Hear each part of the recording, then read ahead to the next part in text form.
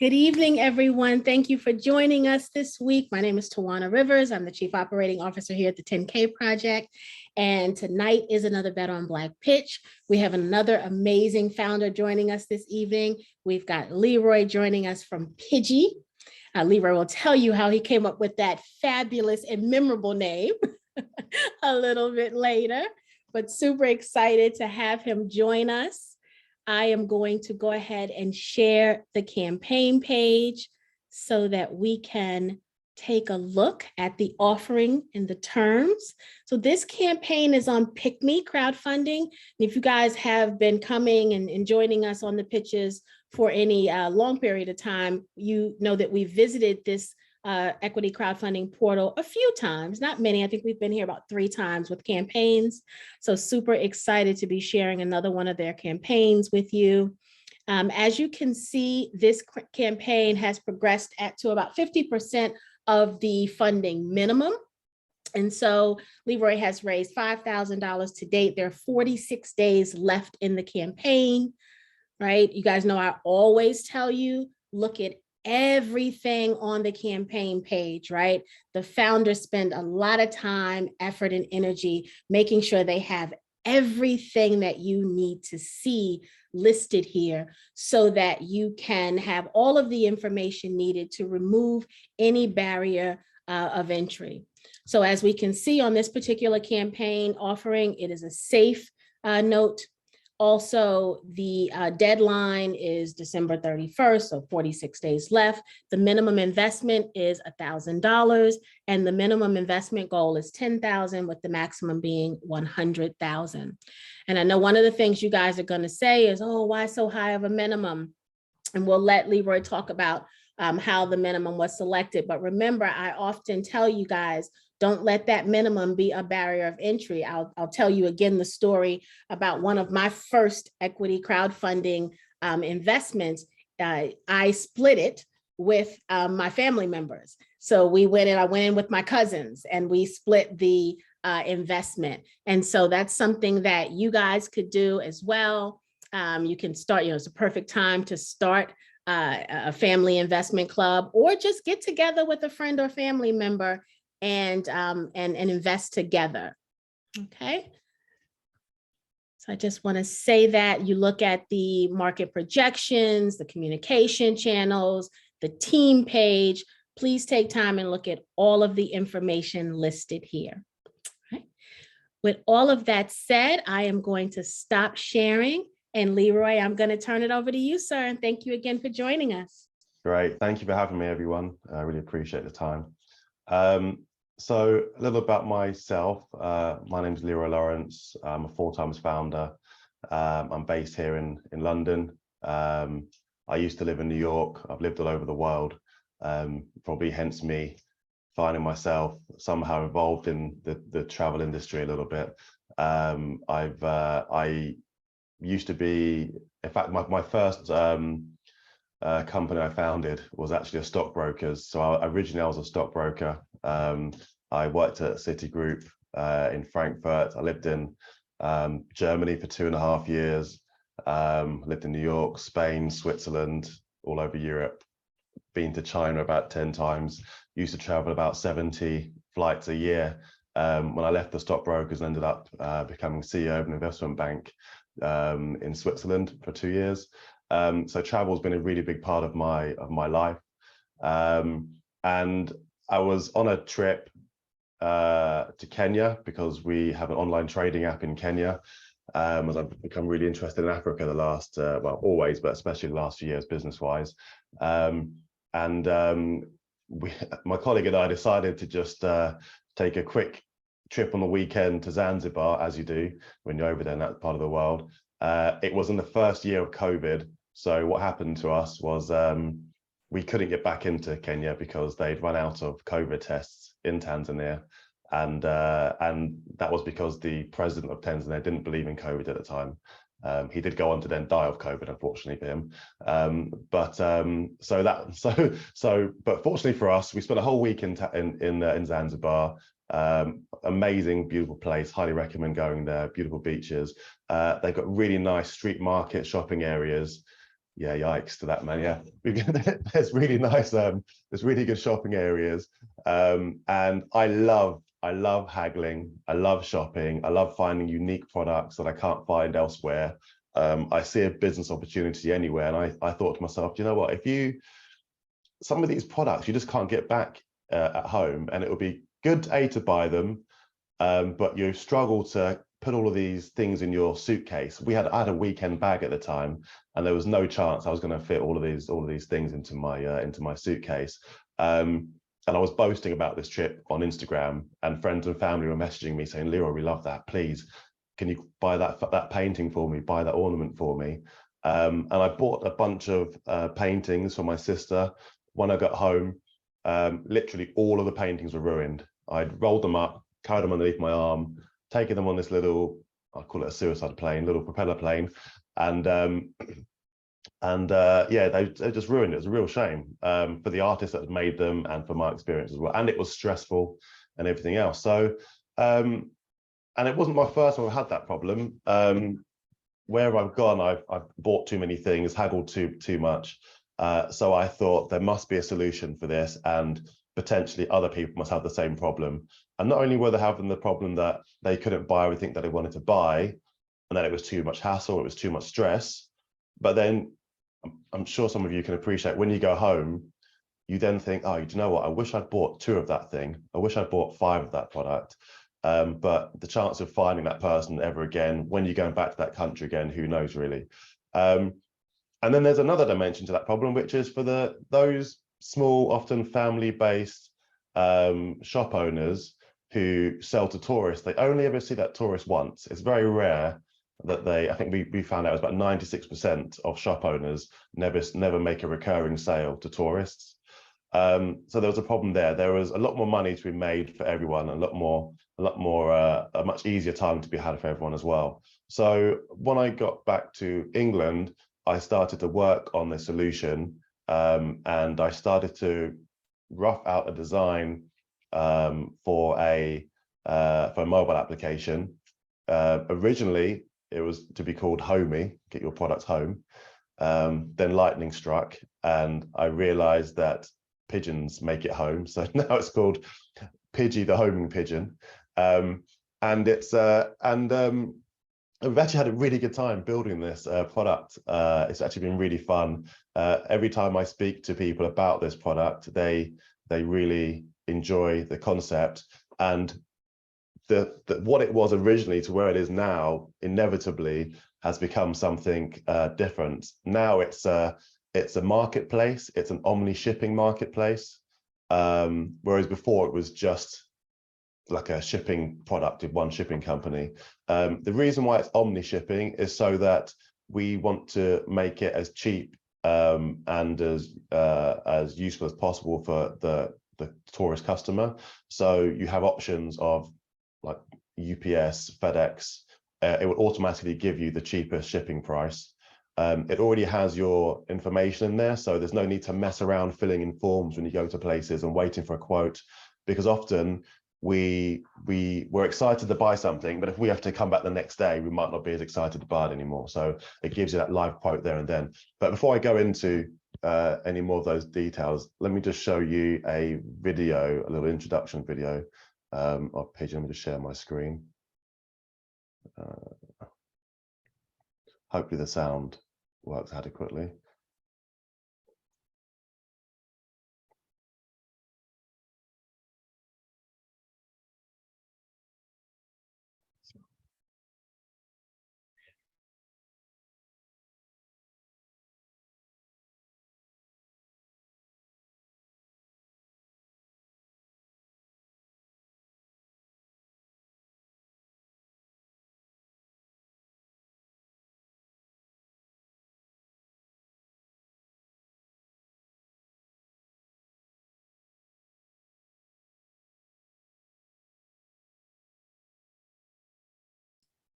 Should we be hearing anything yet, Leroy?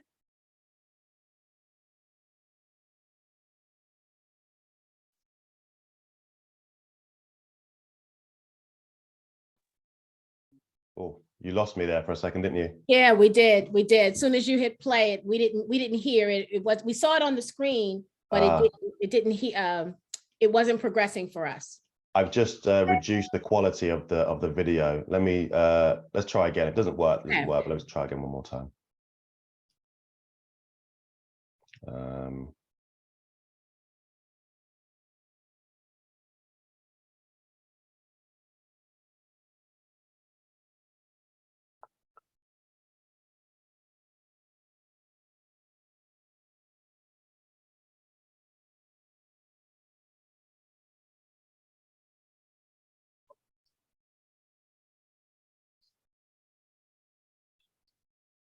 Yeah, we can see it, but there's no sound. Oh, really? Oh, that is a shame.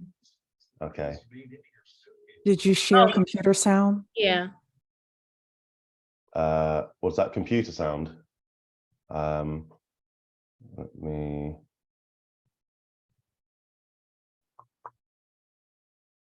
So when you first hit share in the Zoom, before you select what screen you want it to share, down at the bottom, there's a box that says share computer sound. Share sound. Yeah. Okay, share sound. Okay, here we go.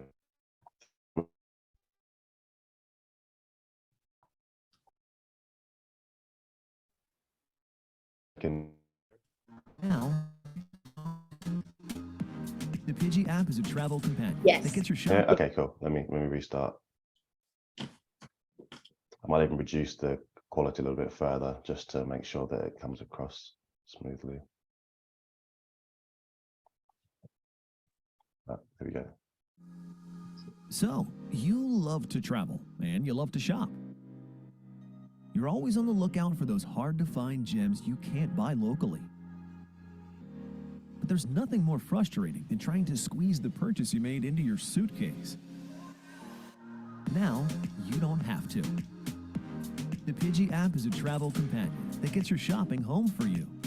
With Pigee, you can search for shops and street markets in person or online. Once you pay through the app, Pigee takes care of everything, from pickup to shipping home. Safe and insured. Travel light and buy everything you like. Hey, Habib, I loved the statue I bought from you. I'm ordering another one now. Of course. Pigee, the homing pigeon. Shopping that makes its own way home.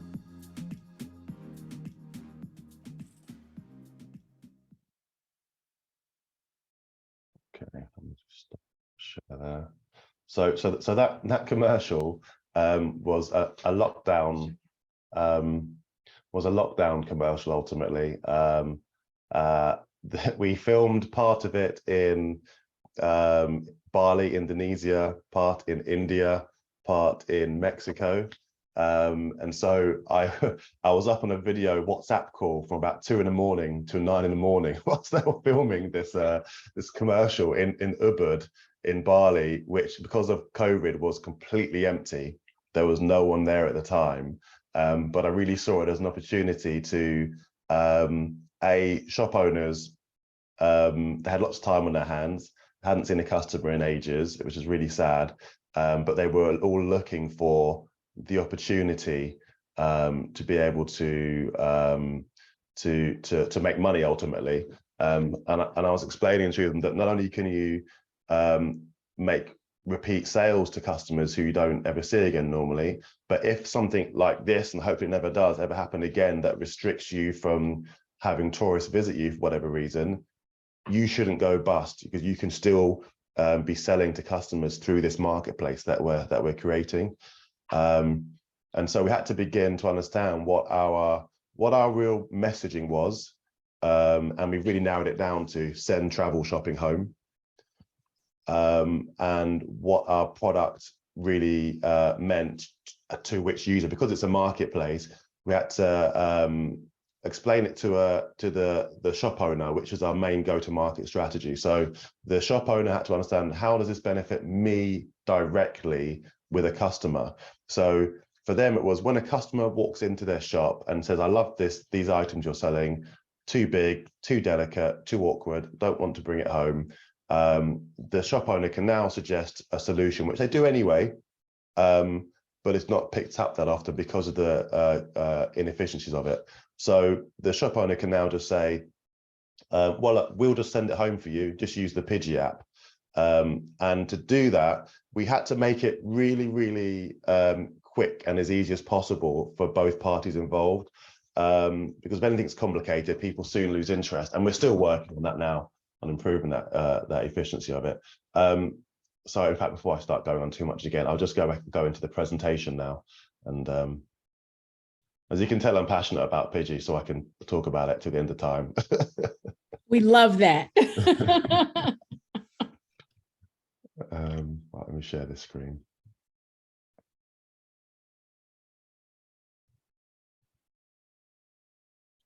Share screen. There we go.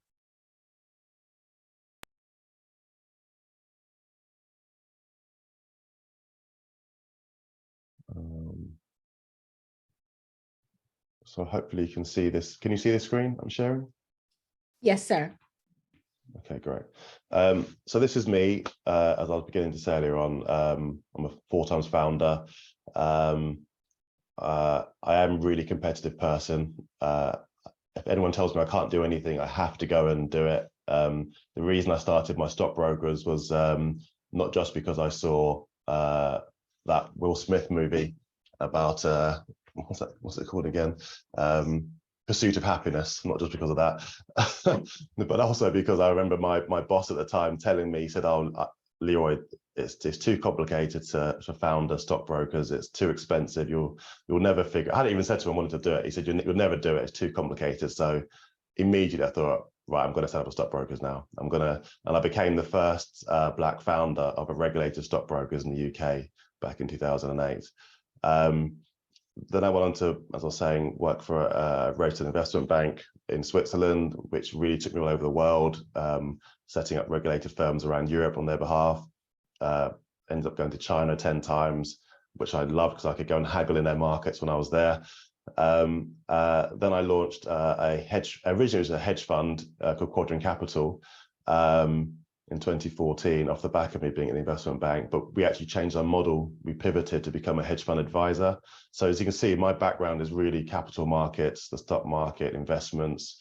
And through those businesses, I've ended up analyzing probably 1,000+ companies, all of their books in detail, helping them get listed on the stock market. So whenever I look at a business, I always think, right, how can I make this attractive to investors short and long term? How can it best benefit investors? And personally, I think listing on a stock market is one of the best ways to do that. I think I was mentioned to Tawana previously that when you have a liquid listed stock, you can, instead of selling that stock, you can use it to take loans against, to then go on and buy property and leverage up your investment. So I've thought about all these things from the start throughout this process, and not just the business, but how from an investor's point of view, they can be part of this journey to really increase their own personal and family wealth. Quadrant Capital still runs now. I have a really good team there. I've become redundant as a CEO of that company. I have a bunch of PhD quants who are just super clever, much smarter than me at that particular skill, who just keep that company running. I joined in 2016. There's a museum in London, in Brixton, called the BCA, the Black Cultural Archives, of which I'm on the board of. Been there for quite some time. We had lots of really good accomplishments. Theresa May at the time, the Prime Minister, in her New Year's honours, focused on us actually to give really good feedback and give an award to our chairman at the time, our chairwoman at the time as well. And I've also been involved in some health tech companies. And then I started to invest much more actively in 2020 during lockdown into different companies in the USA, UK and Africa. And I'm really keen about Africa as well, not just because I'm Black and therefore I love Africa, but the opportunity in Africa is just phenomenal. And in 2018, when I set up an online trading company there, no one wanted to invest in Africa at all. Everyone was terrified of where's their money going to go. Some Nigerian prince, perhaps they were thinking. I'm not sure what was on their mind. So we actually struggled at that time to raise £1 million we were raising, and went on to other things eventually. We're about to throw the towel in, even though for us, it was the kind of business that we've run before in the past. We could do it with our eyes closed, we felt, but just Africa was scaring people. And then just as we were about to throw the towel in, an investor came in and gave us £1 million and said, please, let's do this. So now in the background, we have this online trading app happening, but I've actually agreed to allow the investor to effectively acquire it. So it'll be my first acquired startup at the moment, which is why I've literally just returned from Kenya a couple of days ago, and that's why I've been there, just arranging that with the regulators. And so back onto Pigee. So important statistic here on the left hand side is that 75% of tourists would spend more if they had an application such as Pigee to send their shopping home. That's what our research surveys told us. And then I think I've kind of told you the problem already pretty much about how people want to buy more but can't. There's no recurring sales, and they limit their tourist spending. And our solution is this to just unlimit their shopping with this one-of-a-kind travel companion, which has become, from a shop owner's point of view, it just organizes and sends their shopping home very easily. They take a photograph of the item that the customer wants to buy. It takes 10 seconds to list it. But what we're really doing is we're turning every small shop or street market you visit into your own personal Amazon. So as soon as you tell that customer you want to buy, not a phone, but you want to buy this phone, they take a picture of it, they list it, they just put the dimensions, they put the weight, and click list and the price. On your phone, you connect with that shop owner. You can either do it by scanning their QR code, you're instantly linked. On your phone, you can just click the GPS point and it will take you to where you are in that position, and that shop will be there. So you can view all the products they've got on their shop. And then as you look through the list of products, you can just add to cart, just as if you're using Amazon. You just add to cart. Once you've got all the things you want, you can then just go to checkout. It will give you the cheapest shipping option, and you can pay either just for the shipping or you can pay for the product as well. So another reason why people limit their shopping is because maybe that shop is cash only. You have to now go to the ATM, spend extra money on ATM fees, which you won't even realize till you get home how much it's costing you, get cash out. And even by the time you get to the ATM, you might change your mind because you might think, I've lost that impetus now.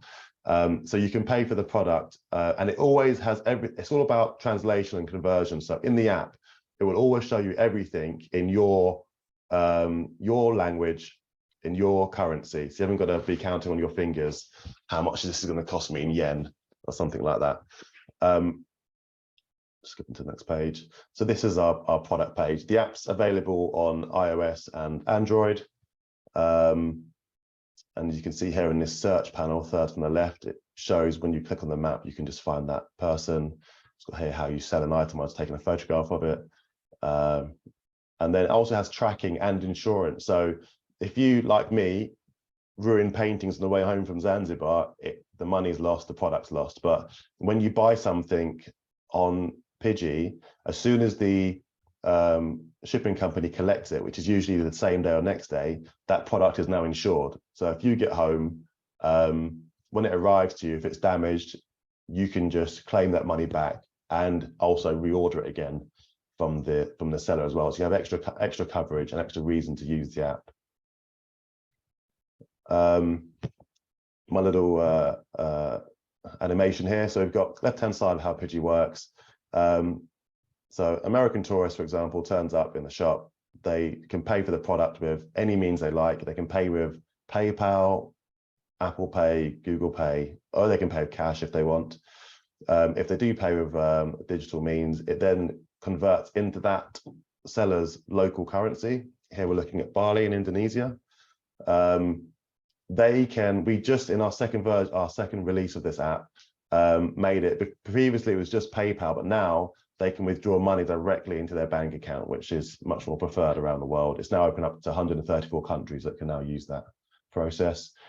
Same day or next day, the shipping company will come and collect it. The shop owner just needs to package it safely.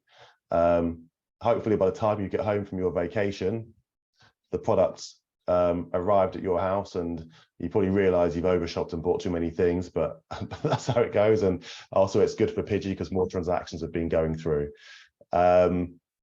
How the shipping works. So the shop owner just needs to package it securely. They can, if they can, print the shipping label and stick it on. But what we realize is that not every small shop owner has a printer. They can just display on the app the label to the shipping company. They'll just scan it. They will stick their own label on it as well, and then they'll send it home. So we try to make it every bit of friction we could find. We try to remove that level of friction for all users. And I was mentioning before about it being about translation. So it auto translates all of your chat communication. So if you're having a communication via the app, either in person or when you're back at home again, you type in English, and if they're in Indonesia, it will translate to Bahasa Indonesia for them. It'll always translate to their language. So that's a one way of removing friction, making it life easier for you. You can stay connected, so you can keep buying things from them in the future, and it's a really easy Amazon-like purchase. One of the first things I did from experience when I got back is to hire some people to do some research into the market size and validate this idea, because I know people have ideas, they feel passionate and excited about something, and they don't really worry about, is there a big enough market? Is there a big enough problem that needs solving? And they spend and invest lots of money and time, and it becomes a waste of time when there's those things aren't answered. So I had a gentleman from the London School of Economics and another MBA who both independently did research and created research documents on whether or not they believe that this solution was going to work, whether or not there was a big enough market size as well. This is some of the research we came back with.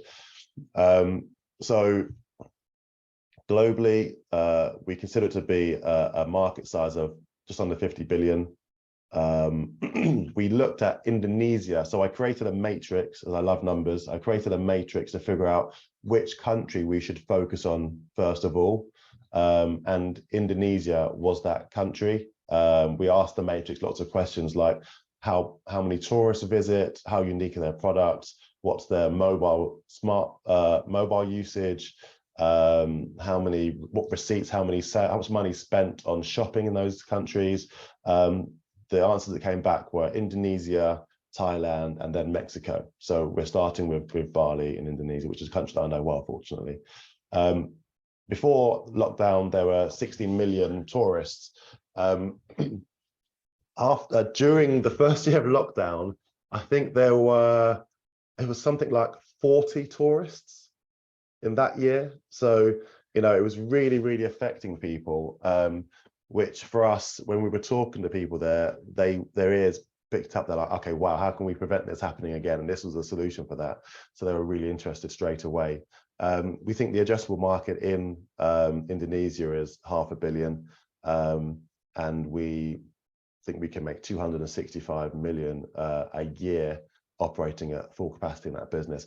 I've mentioned there a competitor called Cesapat Express, which is an end-to-end shipping company, and they do 200,000 deliveries a month for that company. We're trying to do that much. Sorry, they do 200,000 deliveries a day. We're trying to do 200,000 deliveries per month at max capacity in that era.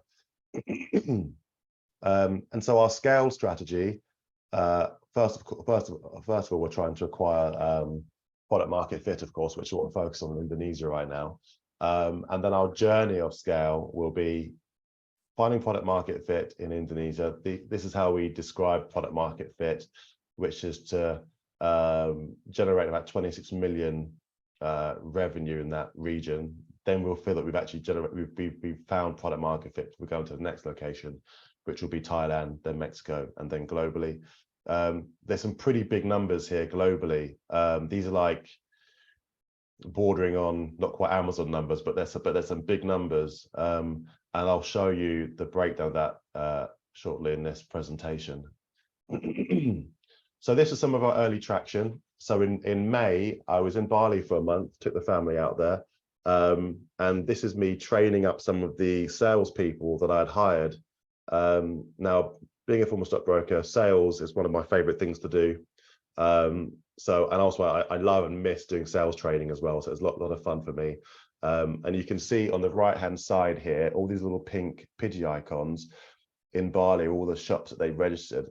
I was there for a month. We only spent 2 weeks actually going out and registering shops onto the app. We registered over 50 shops in that 2-week period, 150 accounts, over 1,000 downloads, and just increased lots of people who wanted to follow our social media and our mail outreach as well.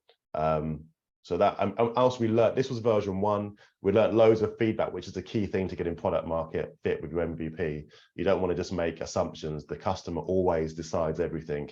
You're just giving them some options, listening to what they're all saying, and then affecting your product to suit their needs.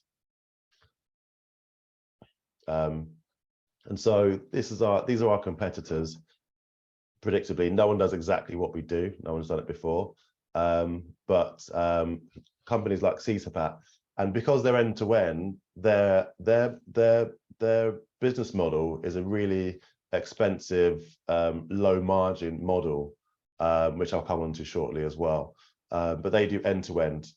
There's some other companies like Grab, which if you're in Asia, you'll see it everywhere. Normally people with mopeds, they will do delivering people, delivering stuff, delivering food, everything you can name. It's the same kind of one app does all app that Elon Musk has been theorizing about doing in the US at the moment. But they're one of the biggest unicorns in the market over there. Them and CSAPAT. CSAPAT worth about 2 billion, I believe. Grab as well. ShipBob, who are in America. And they were ShipBob and Roadie. They're both ShipBob is omni shipping, which is one thing that we do.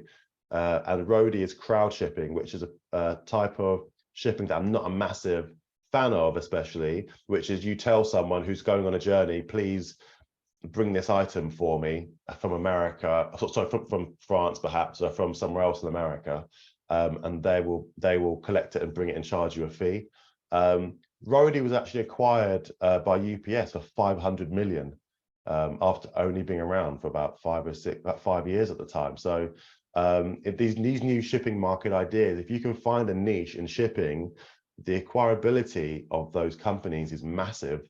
And I really think Pigee will, as we're partnering with FedEx already and companies like that, not only will be straight on their radar, but also companies like Amazon, who have got this great market in the West, but haven't even thought about this niche market in the kind of in these tourist areas as well, who I think this will be on their radar as well when it comes to acquisition in the future. You can see some of the figures here with these exit plans. So we have a 5 to 7 year IPO strategy. Of course, if someone tries to acquire, you have to consider it. We predict a 40% CAGR growth, and we're projecting that if we do list a 24 billion valuation, which again, these are big numbers, but I'll break those down shortly. You can see the competitors here. The ones that did list, Grab, $40 billion on NASDAQ, and this is an Asian based company from Indonesia. CSAPAT is predicted to be over $1 billion at least valuation, and the same with ShipBob in the USA. So that there is big money to be made in this industry, especially when you find a niche. So here's the kind of micro of how Pigee as a marketplace generates revenue. Most of our revenue is generated from shipping. So what we want to do is we want our customer to find minimal competition for this service elsewhere. So we negotiated with our shipping partners a discount to what they are offering. So let's say FedEx would charge $100 for something, then we would have a discount of maybe 30, 40, 50% from them. And then we make money from that margin in the middle, and then we make sure we always charge the customer less than if they went directly to that shipping company as well. So for example, we've got here a shipping quote is $35, and we will charge you, should be in the middle bit here, we'll charge you 30% of the we charge you 30%, though it's variable, commission of that, of what the shipping is. And then the product will charge you 3% commission. And then the foreign exchange, because it's all between people traveling, will charge you typically 2%, which works out if the product is about $100 and the shipping's $35, that works out to be about $19 profit for us. And because we're a high margin product, we have low costs. We will make about 96% profit in transaction, which is the inverse to say CSAPAT, which makes about 2.5% profit per transaction. So we will never do as many transactions as them, because they're kind of a very generalist shipping company, whereas we're more niche. But our profit margin is uncomparably much bigger to than the way that they do it. And you can see here that their average transaction profit is 63 cents of their 200,000 deliveries per day. They have a 2.7% margin, and they're making 44.8 million per year in profit. Ours is average transaction profit is $11.09. We aspire to get 200,000, so 1/30th of what they're doing in Indonesia, and a 90+% margin with 26.6 million revenue. CSAPAT are only in East Asia, mainly Indonesia. We're global. We're trying to find product market fit there, but the whole plan is to go global. It's about finding those trade routes. Indonesia, for example, people travel from about 80,000 a month from Australia, so that would be a main trade route. So we'll be focused on marketing to tourists from Australia, Korea, India, who travel to those regions a lot on the demand side, and then of course marketing to the Indonesian shop owners on the supply side. Let me go back, and you can see here that globally the potential revenue is 2.5 billion. These are big potential figures that can be generated here. This is my team.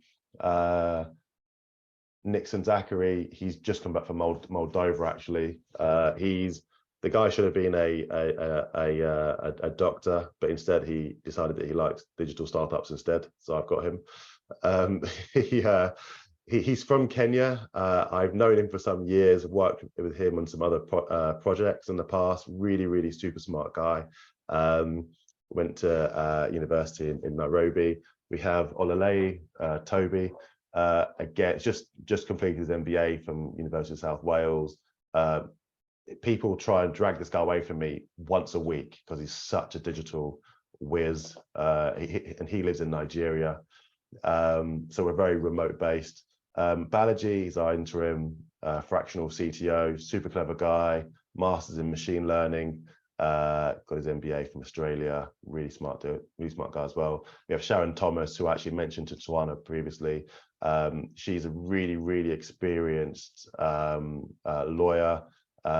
She was actually once on a TV show in New York about young Black lawyers. She's British, like myself. She was European counsel at Genpact, which is one of the world's biggest tech companies. And also she was VP at Accenture, which is actually, Accenture's revenue is higher than most African GDPs. That's how big Accenture was. And she was one of the main people for Accenture here in the UK as a commercial technology lawyer. So we're really lucky to have her as well. Yeah, that's the end of my my presentation. Let me just stop sharing this. And I think probably move on to some questions, I think. Yes, absolutely. That was absolutely wonderful and very thorough. If you guys have any questions, go ahead and put them in the Q&A. I have the campaign link in the chat also, and I'll just drop it in there again so it can be right at the bottom. We've got a couple of questions. I want to first say that every scenario you gave for why this app is important, I have experienced. So I kept smiling. I've got a closet full of suitcases that I keep buying when I'm on vacation, because as much space as I leave in the suitcase I bring with me, it's never enough to shop, right? So I've got like this closet with like 20 extra suitcases. So if you ever need a suitcase, I'm the person you want to find before you buy another one. I also have been that person who has had people say, because I travel a lot, when you go such and such, can you bring me back? And they'll give me a picture of this thing that they bought that they thought they wish they had two of, right? I've also done that. I mean, everything that you've mentioned is a real life experience for so many people. I am so excited about being able to use this app as a consumer. Super, super excited. I'll actually be in Bali next year in March. And so I'm going to be watching to see how many shop owners have the app, use the app. I'm going to use the app while I'm there. But this is super exciting. Thank you. We've got a couple of questions. Dwayne says, do you offer shipping insurance to your customers? And what is your refund or return policy? Yeah, so as an Omni shipper, we use the insurance from that shipping company. So we've made it really easy for them. So if something goes wrong from within the app, you can just contact and say, this is what's happened. There's like really good support features in there. It will connect you straight to that particular shipping company that you worked with, and they will give you your a deal with your claim. One thing we tell to both parties is that some people think they're going to save some money by putting a lower value of that product to maybe avoid duty taxes, that kind of thing. If you put a lower value than what the product really worth, the insurance are only going to pay out what you put. So you need to be careful of that. So yeah, it's insured, it's covered, it's easy to get your insurance for it as well, because all the information's there ready for the insurer and ready for the shipping company. Very good. Lorraine said, are there any American vendors listed on Pigee? Not yet, but we've made it so anyone anywhere in the world, they can just follow the process and just register their shop anywhere. So I expect that there will be regions in America that want to, and they please, if you want to, please do just register your shop. It used to be our version 1, when we learned loads of lessons with the app, is that it was really difficult to register your shop, because so we had salespeople go around, and the only shops that ever registered were ones that were sold to by a salesperson. There are about 13 bits of information that you needed, and no one really knew where to go. And it's difficult to have that perspective when you're designing an app sometimes, that real user experience understanding. So the great lessons we learned was that it was too difficult to register your shop. But now to register your shop it takes less than 1 minute to do. Has a step-by-step guide, can't get it wrong. So anywhere in the world, you can just do that. And we found that in places like Nairobi and in Mexico and Morocco, there's just an natural interest there, and they just start registering their shops just without anyone selling to them or introducing to them at all. Nice, very good. Larry said that you were answering everything he had questions about, and he loved your critical thinking. He said he wants to use you for some other investing as well. He said the platform is amazing. Great, shout out to me. Very good. Bernard said, okay, your idea is great. However, what guarantee is offered that the actual product people buy will be shipped? Also, what fraud mechanism has been in place for the buyers? We've thought about this a lot. So it's been an ongoing, especially with Sharon, of our lawyer. We've thought about this a lot. In our first instance, we put in lots and lots of restrictions to prevent exactly that. And not just sellers who don't really put that product in a box and send it to you, but sometimes you might buy a red t-shirt and that seller might say, I've got a blue one, I'll just stick a blue one in there and send that instead. So we thought about all these kinds of things, and we probably overloaded the fraud and customer protections at first. We've actually reeled it back a little bit now. So things like 300-meter GPS location. So if you want to buy, originally it was, if you want to buy a product, you have to pay for it using the digital payments via the app. And the seller only receives that money once the shipping company collects it, and therefore it's insured. So if something funny does happen, as a customer, you're still covered. Then we put in, then we knew that some shop owners, for whatever reason, wanted to receive cash. I didn't have a bank, because you never know where you are around the world.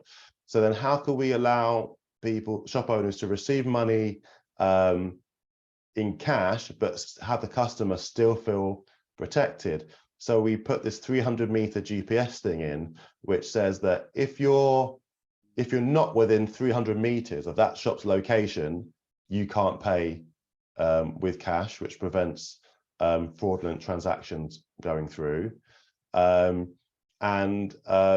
We also give warning notifications to both sides as well. So if you do pay in cash for that item, then it will let you know that, look, if you pay cash, the product's not insured until it's collected. That was one thing we put in place. Every shop owner has to go through a process of KYC, of letting us know who they are. So they need to upload their photo identity. They often connect to their either PayPal or Stripe or banking as well. So another method of us knowing who they are. They take a photograph of their shop from the outside, shop from the inside, list some of their products. The geolocation data from those photographs, we know that it matches within region of that physical address as well. So these are alarm bells that go off to us that say, hold on, something's not right here. This might be a fraudulent situation here. I think there are some other things as well, but yeah, we put a lot of these things in place to protect the customer. And then we also wanted to make sure that we didn't put too much friction in, and that the sale can happen effectively and as safely as possible. So we keep going up and down a little bit with these protections as we test and figure out which ones are working the best for all involved. Very good. Thank you for that. Christopher said, what's your projected revenue for years 1 through 5? It was on my screen, 800 in the first. So with before I give those figures as well, with a startup, sometimes you don't quite know when you're going to go post revenue. So like our first year projections are $895,000, I think off the top of my head. And sometimes investors come in and think, okay, cool, that's exactly what's going to happen in the first year. But really in the first year, what you're trying to do is find product market fit to make sure that product works, it's valuable. If it was taken away from the market, would people be upset about it? And that's our key focus in that first year. So our 5-year projections, which go up to 1.4 billion in the 5th year, are all based around already finding product market fit and beginning to scale as well throughout those initial regions. So they are pretty big figures, but I'd like to caveat that by saying the most important thing to do is find product market fit so that scale works, because quite often for those of us, not me as a black founder, but who get money thrown at them by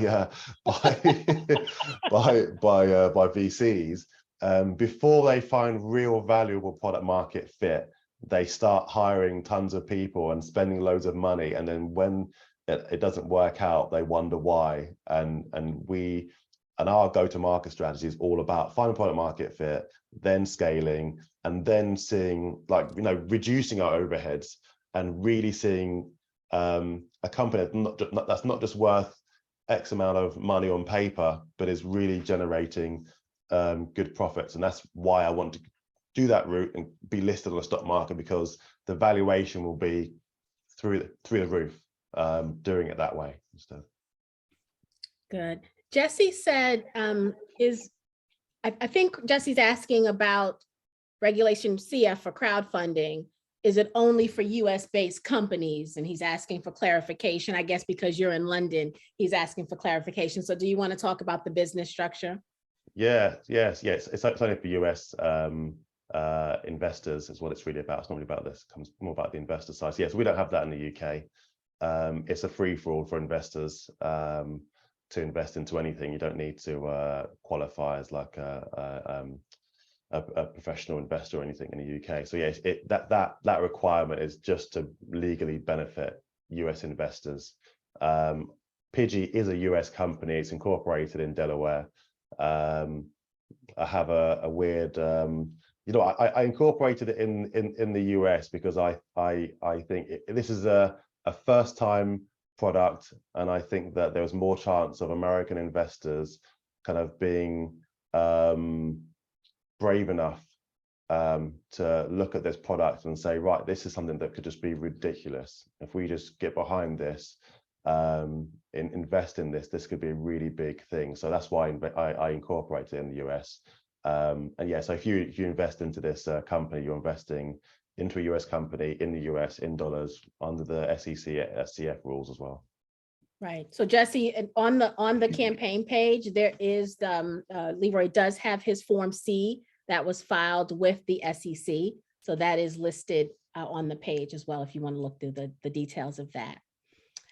Sandra says, I'll look forward to using this app next year.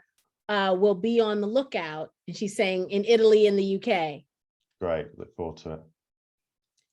Beulah said, so you talked about this a little bit, but let's talk about what that fraud process is and how it's addressed. So if there is fraudulent activity, how is that to be addressed or reported? So we will see it in a minute, if you like. I'll show you some of our, I've got like a demo backend I've got of our platform, because we didn't just create the app, we built a whole business in a box effectively. And I did that from experience of, I hate having to have tons and tons of different companies involved in everything all the time. I want everything to be in one place. And also I'm building an investable business that will either be sold or someone else take it over in the future. So I want everything in one place. So I'll show you that shortly. We've got this whole screen, which I'll show you again in a minute, which is just a list of our KPIs and analytics, which show us a lot of information. We have alerts. We're beginning to use machine learning, but that takes data. So the more data we have, the more the machine learning will be effective as well.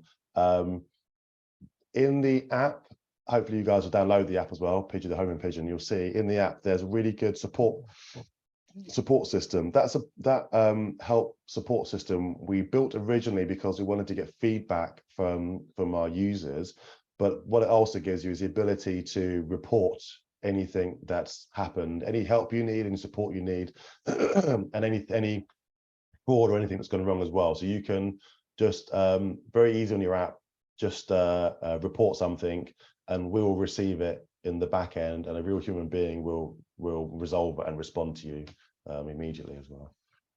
Very good. And I am downloading the app right now. Bernard says, next question. I own a travel agency. How can this benefit me if I was to offer your shopping service to my clients?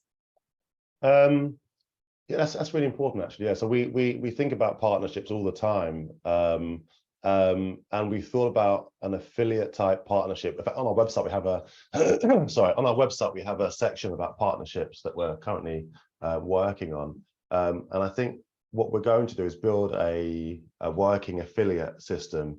So obviously you're not a shop, but you deal with tourists, so you're a prime person that we want to partner with. So we're going to build an affiliation system where you can, maybe via your emails or your notifications of bookings, you can be suggesting Pigee to your clients, and then we will give you like an automated commission based on that partnership. Nice, I love that. Gerald said, not sure if I missed the response, but are you okay? No, excuse me. Are you able to purchase items in locations such as Thailand and Korea? Great products in that area to include 18 karat gold in Thailand. So I know you said Thailand is on your list of the top 3 places you're going to start. Yeah, definitely you can do. What you can even do is, if you're not in that particular country, if you happen to know a seller, you can just tell them, by the way, list your shop on Pigee, please. Take you a minute to do. List this product that I want, and then you can just connect with them by the app, buy that product, and have it sent to you. So that's the way you can do it as well. Because sometimes you may have, let's say you've been to Thailand in the past, you kept in contact with a shop owner, and now he wants you to wire transfer some money to him. You're already nervous, I think, at this point.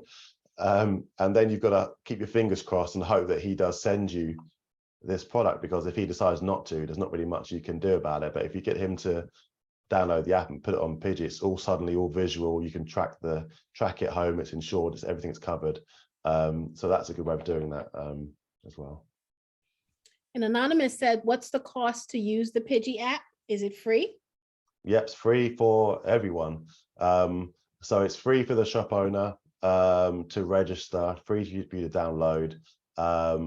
There's typically about a 3% fee, of course, against their product price.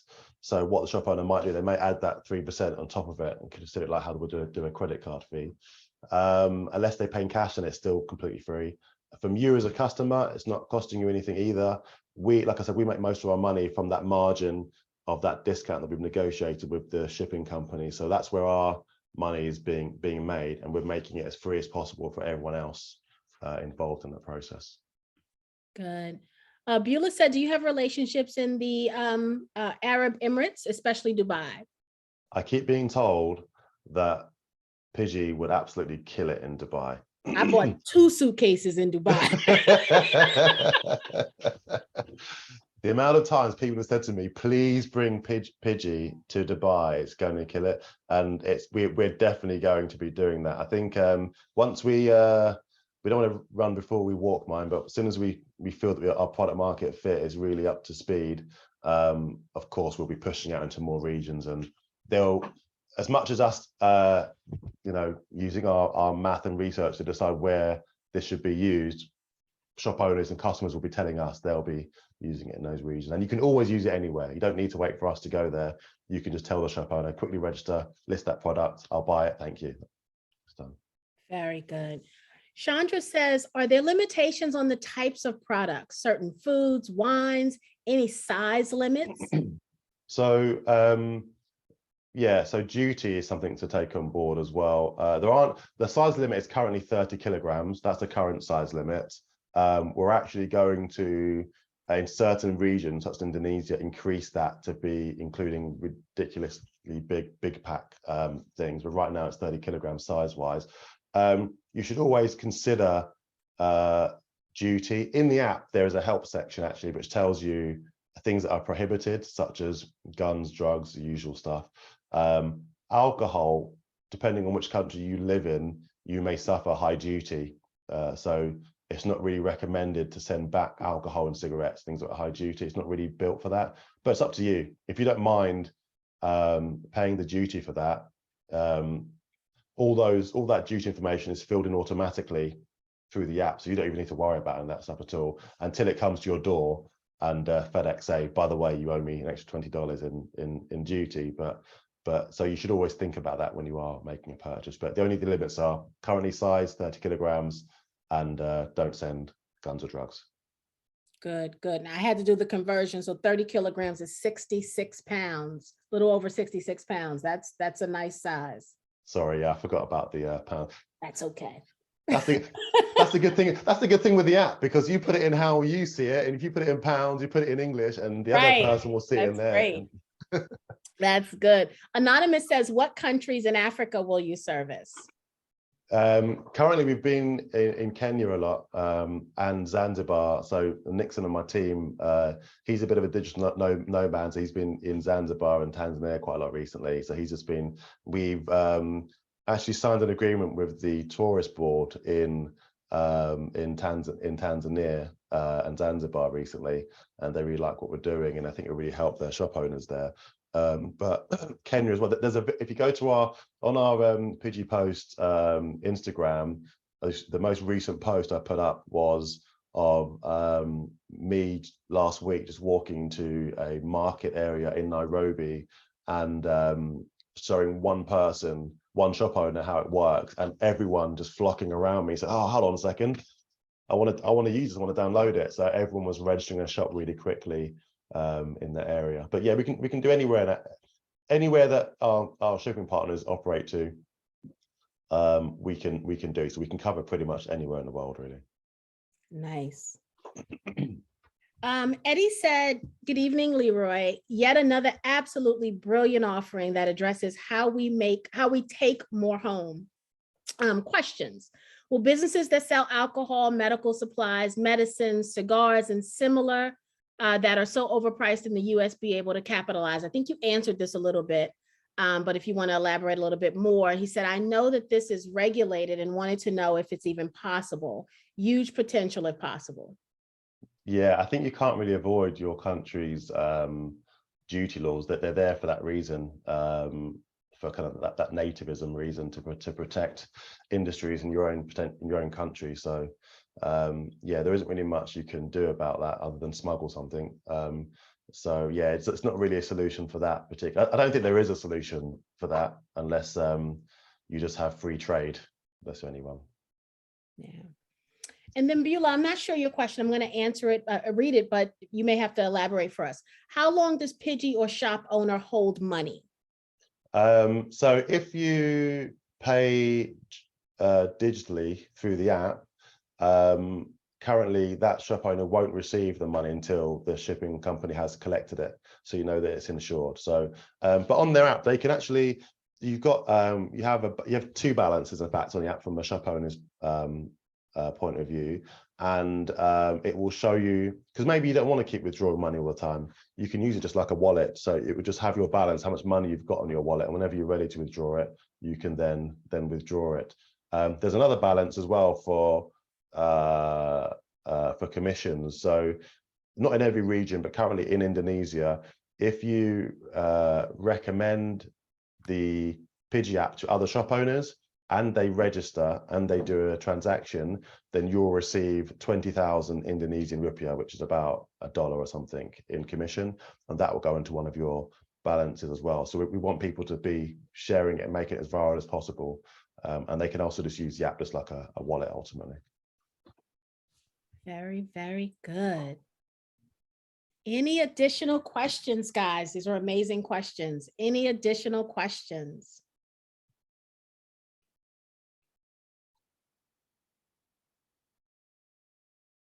The last question I want to ask you, Leroy, is why did you come to the 10K project? You know, I saw what you guys were doing on your Facebook and on your other social media. I inherently feel connected as a Black person to any Black organization that's happening as well.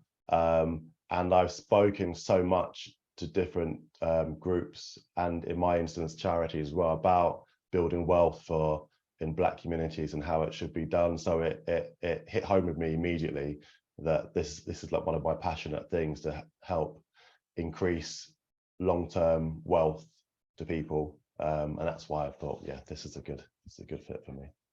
Wonderful. We absolutely are so grateful to have you come and bless us this evening with this presentation. I mean, you covered absolutely all of the bases, and so super excited to follow what Pigee's going to be doing.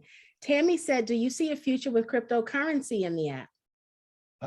We don't currently offer Bitcoin or cryptocurrency, but we can do. And so when that interest arises from customers, I don't think it'd be too difficult to accept crypto as well. So yeah, you definitely can do. Good.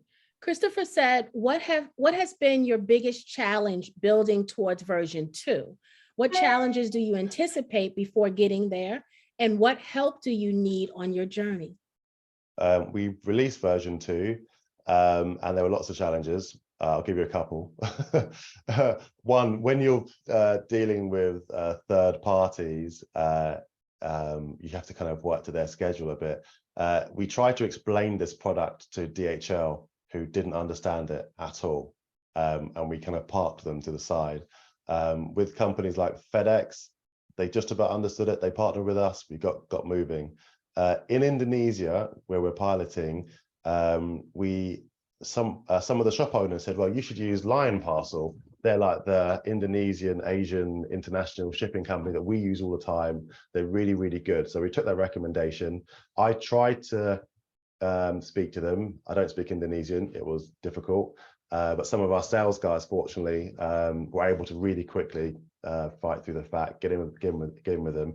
And now we have lots of Slack and WhatsApp groups of about 10 of their staff, and we deal with them every single day, really, really closely. And it's been a real learning curve for them and for us.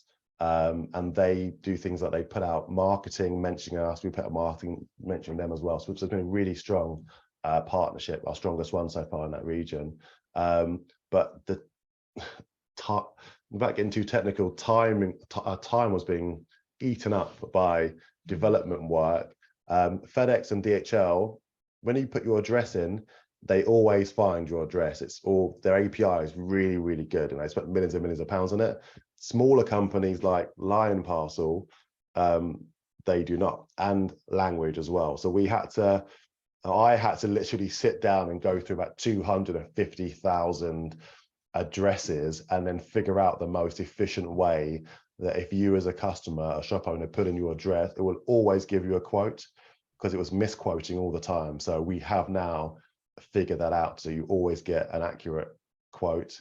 That was one key thing. Payments was an issue because we partnered with a company in Silicon Valley who finally solved our marketplace payment system, but they were not ready to start doing bank-to-bank transfers internationally.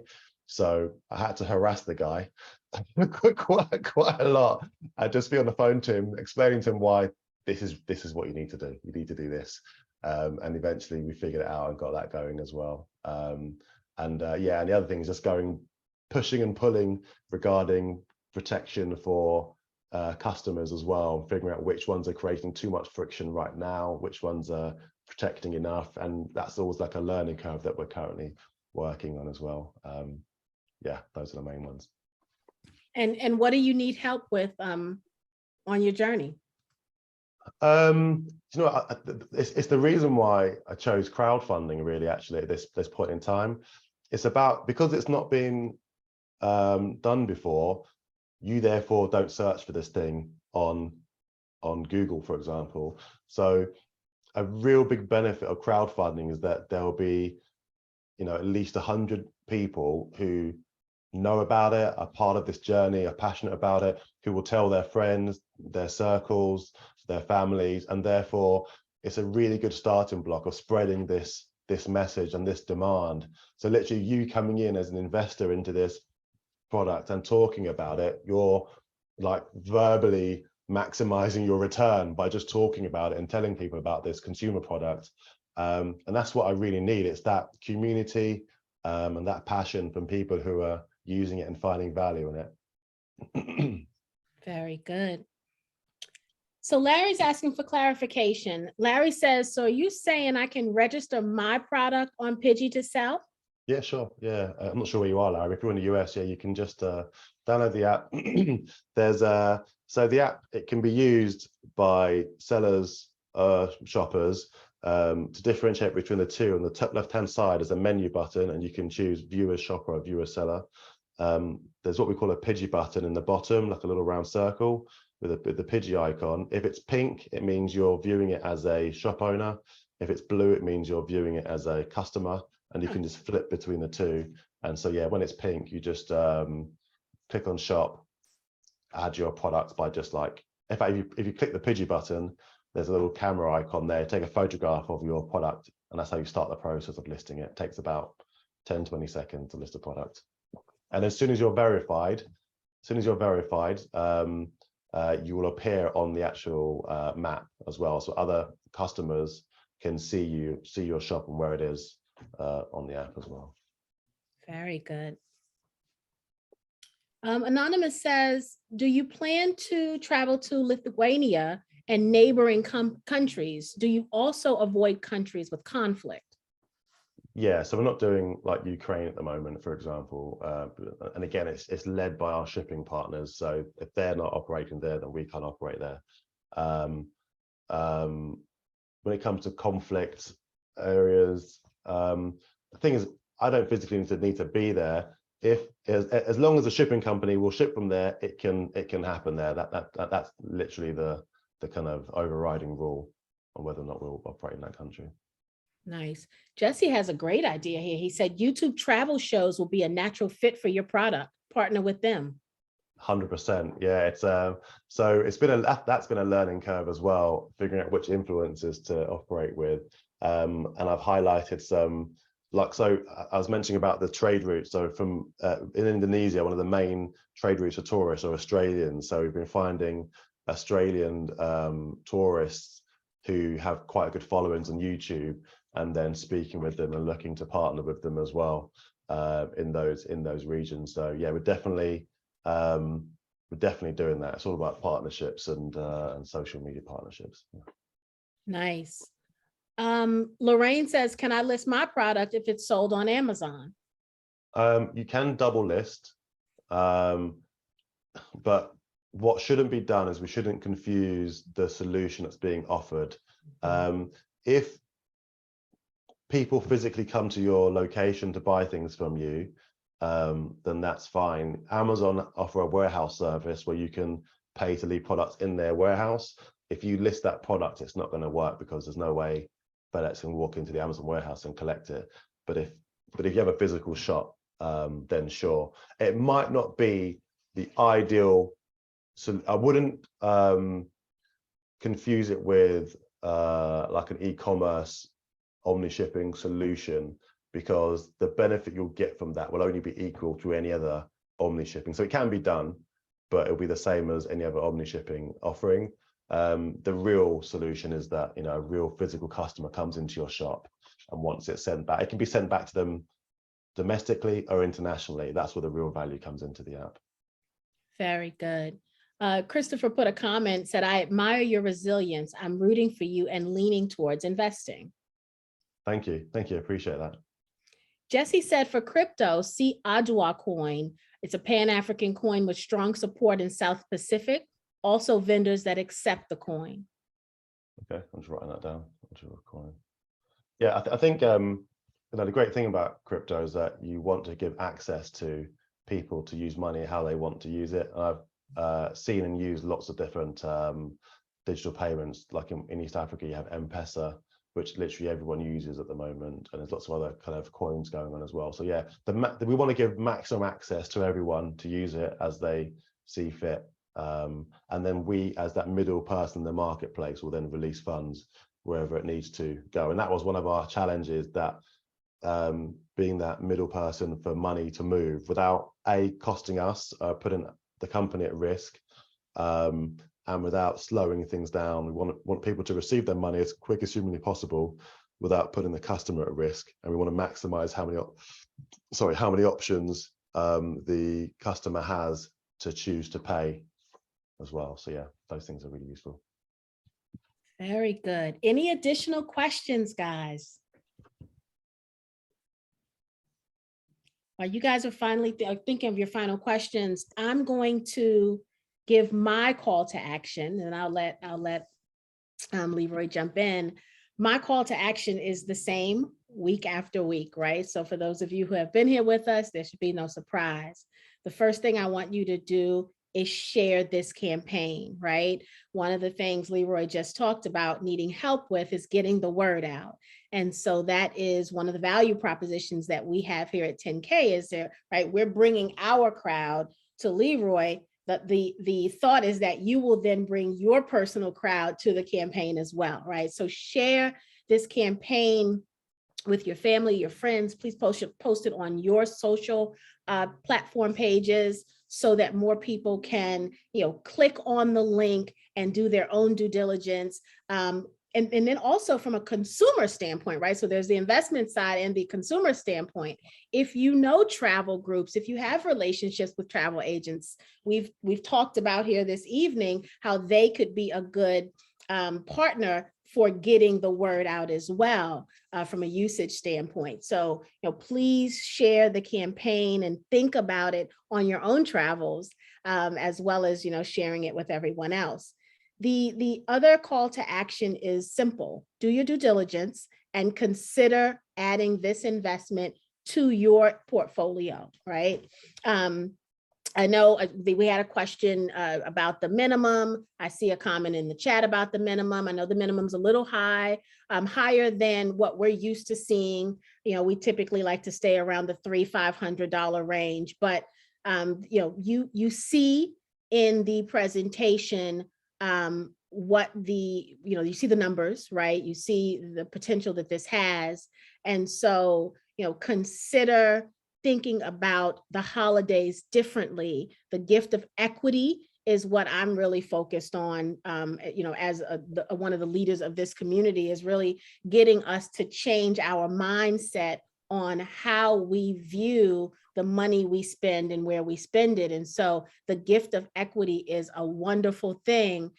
So consider that as even, you know, holiday gift giving. Also consider group economics, right? I shared early at the top of the hour that one of my first equity, or actually my first equity crowdfunding campaign that I invested in, I did so with my cousins. There were 7 cousins and we got together and we invested. And so, you know, this is a wonderful opportunity to practice group economics as well. You know, but definitely do your due diligence. The campaign page is filled with great information. Leroy, I believe your slide deck that you went over is actually on the page, isn't it? Pretty much, yeah. It's got most of those pages on Yeah. there. So if you want to go back through that presentation and look at everything again, then you have access to that as well. But definitely, you know, definitely do your due diligence. I always say that, you know, we are not financial advisors here at the 10K Project. So this is your personal decision. But I do believe that enough information has been provided this evening for you to be able to definitely do some good due diligence. Tammy put the link in the Q&A for you, Leroy, for the Adwa coin. Yeah, I've clicked it. Thank you, Tammy. Okay. Okay.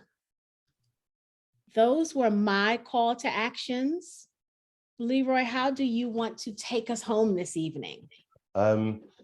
There's so much value in this solution. Like, for example, I bought this when I was in this little treasure box when I was in Nairobi the other day, and I bought some other stuff and I left it in the driver's car by accident, and I know him, and he's going to send it using Pigee to me, so I'll have it. Also, when you're a what's the word for migrant, expat, when you're from the West, when you're an expat, you can sometimes there'll be things from back home that you can't get anywhere else. And if you're an expat in a country where shipping is comparatively expensive for you, you can have them send you stuff. So your mum might be in Ghana, for example, and you can just say, "Don't worry, mum, just send it to me using Pigee, please," and you can pay for the shipping yourself for it. So there's so much like solution that are offered by this product that you know, I think I'm trying not to be biased here. I think it has a really good chance of being one of those. This is what a VC said to me. In fact, they said, "You know what, Leroy, this product, it's going to be one of those things that if you don't invest into it now, you'll look back years from now when it's done really big things and think, A, why didn't I think of that? And B, when it was right in front of me, why didn't I invest into it?" And they said they just have to invest into it, but from looking at it from that point of view. So hopefully you guys will feel the same way. So you just actually said something that made me have another question. So tell me the plan for capital raising. So this round is a safe note. Tell me what your plan is from a strategy of how you're going to raise the rest of the capital that you need. Sure. So yeah, so we're raising 100,000. So we raised 150,000 originally to get to this point, which is MVP. We've gone a bit past MVP point. We're now raising 100,000 to get to an early product market fit, and then we're going to raise $4 million on a safe to get to begin scaling past that point. Okay, wonderful, very good, very good.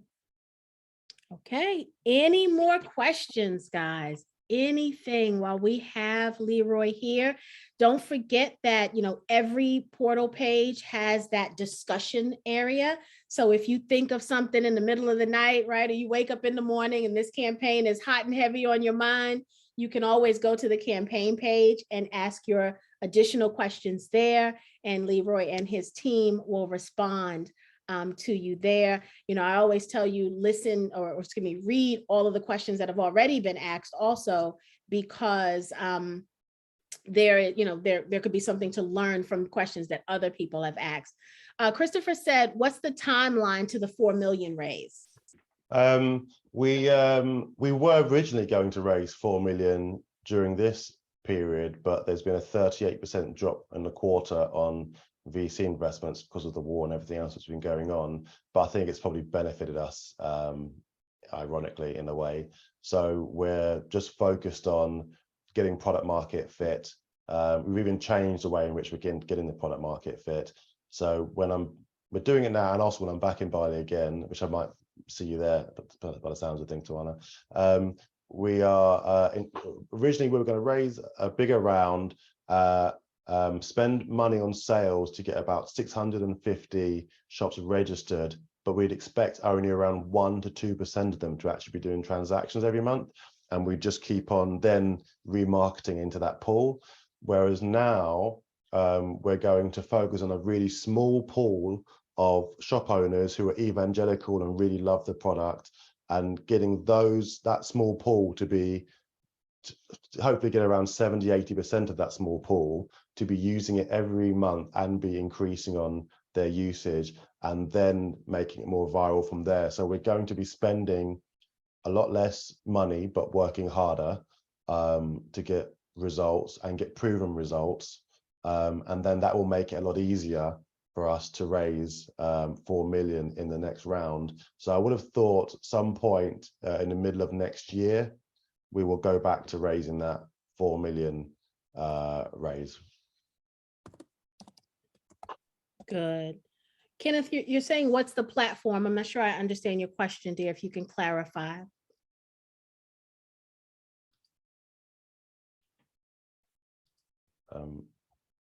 We'll give Kenneth a moment.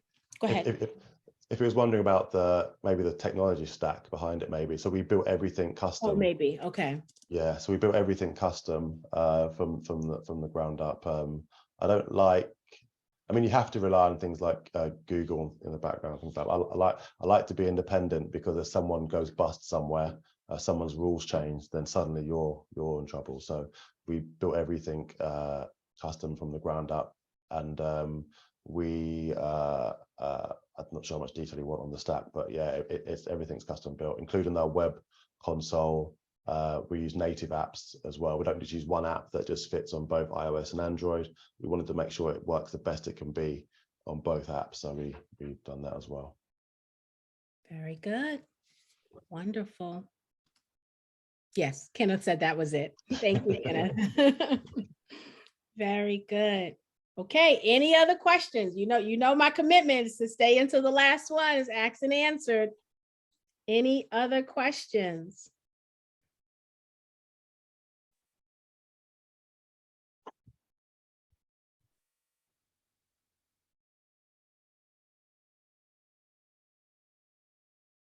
Do you mind whilst can I show you a little bit of like a demo? Absolutely, we would love to see it. Of the platform, the web console. So this is not for customers. This is for us as staff. This kind of business in the box process. Let me just share it with you.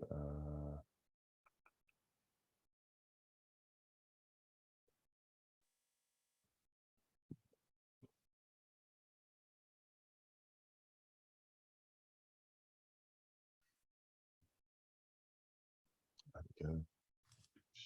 So this is not real data, by the way, because I'm not going to show on stage, but this is just a demo here. So on our analytics here, this is how it will look from our back end. So you can see all of our sales, which countries have been doing sales, total revenue, gross product sales. And I built this a little bit, so that we can keep on top of everything, but also when it comes to like your bigger VC investors in the later stage rounds, they want to have access to all of this information really easily, and we can just give them a login to say, look here, no, nothing to hide. Everything's very transparent. You can see not only what sales we've been doing, you can see our growth, see our budget. You can see where sales have been done. You can see their routes from which country to what country, what kind of products. So it's all there in a very transparent way. And I know that will make life a lot easier in the future when it comes to actually to raising further rounds in the later stages. We've got our web trends here, what people have been using mobile or desktops to use it. Someone mentioned earlier on about can we use Amazon, and one of our things we've been working on in the background actually was a Google Chrome plugin, so that you can actually double sell products which you might have on other e-commerce platforms on your Pigee, and it will automatically upload it to your Pigee account from your desktop. So that is one of the things we actually are working on in the background as well right now. You can see here people have been downloading the app, which apps I've been downloading, all of our social media connections. We've got about 20,000 Instagram followers and other followers as well. User referrers, so whenever someone refers the app, you can see how many times they've shared it and who's doing it. We can click through to that and where it's being shared socially. We've got, I'm not sure this works on here, got email accounts, we've got project management, we've got activity on here, so you can see which people are being, let me increase this a bit further out here, and you can click through as well to see all this information on who's doing what on the app. Revenue, we've got one important bit here in the settings is our accounting. So all of our commissions that we charge are variable. So right now we do it manually. So we change like the what percentage we charge and the minimum fee for our product shipping and FX. We can look on our log here, and if suddenly we're doing less sales, we can say, okay, maybe we charge too much. But we're actually working on an engine, an AI machine learning engine, which as we get more data in, it will do this all automatically in the same way that Amazon does. So it will, we're working on two engines. This will automatically change pricing based on what location you're in, where you're sending it to, and your previous orders, to give the most optimal pricing to make sure you complete that cart transaction and you feel that you've got a good deal, and it's relevant to those countries. And then on the shipping side, we're building so one of the challenges we've actually come back to challenges. One of the challenges we've had is that when it comes to integrating new shipping partners, it's been a real book of work to do that. So what we want is to have a login for shipping companies who can just integrate themselves through the API. So they can log in, connect their API, put all of their quotes in, but then they also receive information. So they will see that on this particular route from Bali to Australia, there's been 1,000 orders gone through. We only got 5% of them. Why didn't we get more? So they will reduce their pricing to get more on. So as a customer, you're now getting cheaper shipping, and you've now got these shipping companies actively competing with each other to get that business as well. So that's one of the projects we're working on within this as well. Nice. And is there a view of the dashboard for the shop owner as well? This dashboard is only for staff. I know people who work at Pigee. I'm not sure how to show you on here, but in your app, the shop owner can see a history of all of their sales.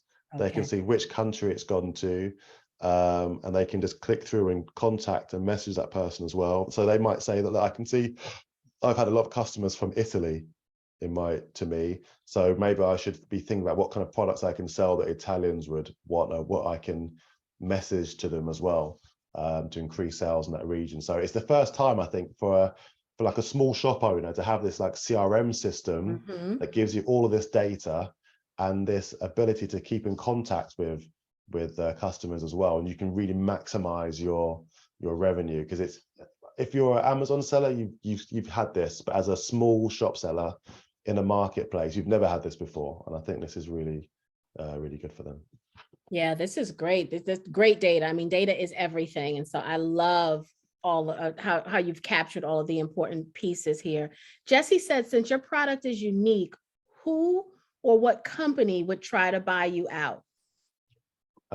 So I think just like how with UPS buying Roadie, the company I showed you earlier on that bought them out for 500 million, and they weren't doing massive revenues at the time as well when they bought them for 500 million. They were on their radar because they were a competitor for a start. They were not even using UPS, but UPS could just see that that's a bit of the market that we don't have, and if we integrate them with us, we could even increase that size. So people either acquire you because you've already entered and shown that a market exists where they haven't, or because you risk their market share, which is the one where you get the real big valuations from acquirers as well.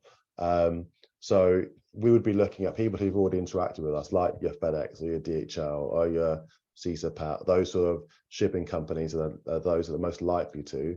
But you've also got companies like Klook, who are a marketplace for travel experiences. They're from Hong Kong. They've been making tons of money. They've been doing really big things, and they might think, you know what, if we integrate this service into what we're doing, this is going to be a really good marriage as well. So I think there are quite a few acquirers, but it's not just about being acquired. It's about how can we make sure that they have to pay big bucks to acquire this company. Very good. Very good.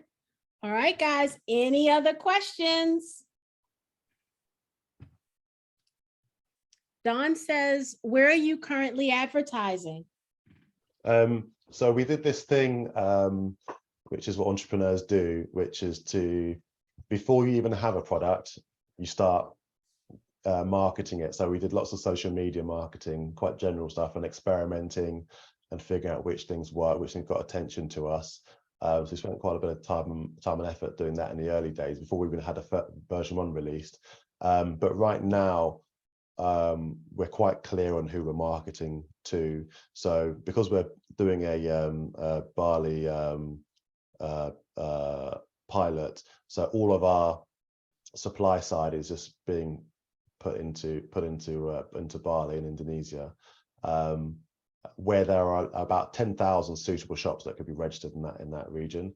And then we got a list recently of Australia, 80,000 tourists in a month to that region. So therefore, we want you to, when you land at the airport, to see marketing, when you book your flight, to see marketing, when you're searching for barley flights, to see marketing and our branding. And that's how we're focused. And then once you're in a foreign country, one of the first things you're likely to do is go to one of those little guys who sell SIM cards to get local rates.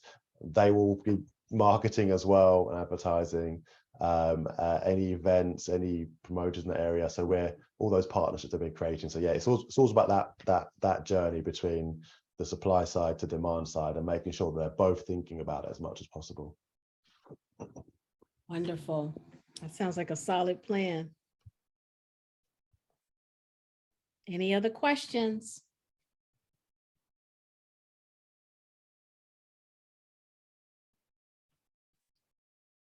Okay, you guys know where to go if you think of anything later. Oh, we got one. Y'all can stop playing with me and ask these questions. Beulah said, not putting all your eggs in 2 markets.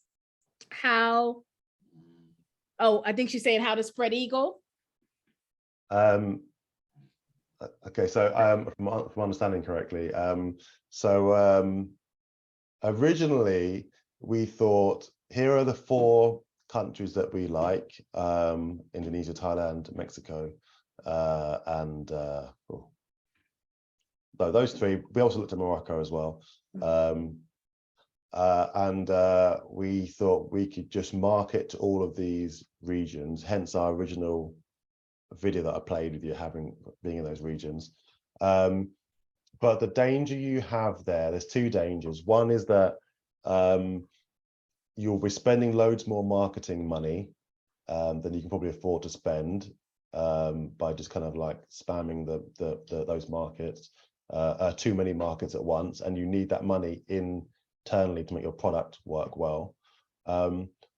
Also, let's say we were actively marketing to 4 or 5 different countries at the same time. We're getting feedback from all of those. So we've just spent a lot of time and money on the integration with Line Parcel in Indonesia to make it work for them in that region. But for us to do that in 5 different regions right now without generating revenue would go bust.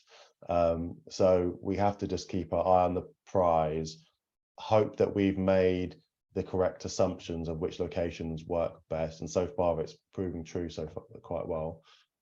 We make sure the product works to the best it can work in that region, and then we scale up. I think if you scale before product market fit, it's a recipe for disaster.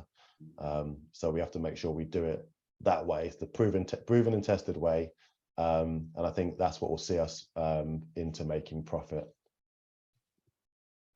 Very good. Thank you for that question, Beulah. Anything else?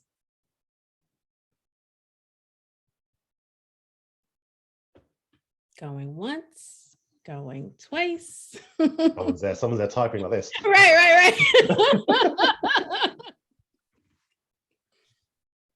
Okay. Think we might feel like this is like a poker game, like we're like a roulette wheel or something. It's like no more bets. Okay, this has been wonderful. Leroy, thank you so much again. We will send this replay out to all of the members who were not able to join us live this evening. We'll also be putting you in our newsletter that comes out on Monday and Thursday. And so we wish you much success on this project. I'm excited to watch this at all of its iterations and levels of raising capital. So I'll be close. I'll be close and I'll be in touch because I absolutely love everything about this. You're gonna make me rich on suitcase savings alone. So so the family members are saying thank you, great presentation. This was great. So thank you so very much. And thank you for staying up late to hang out with us too. Oh, it was really enjoyable. I really enjoyed it. Thank you so much for having me on. Really appreciate it. Wonderful. Have a wonderful evening, everyone. Thank you so much. Good night. Okay, bye.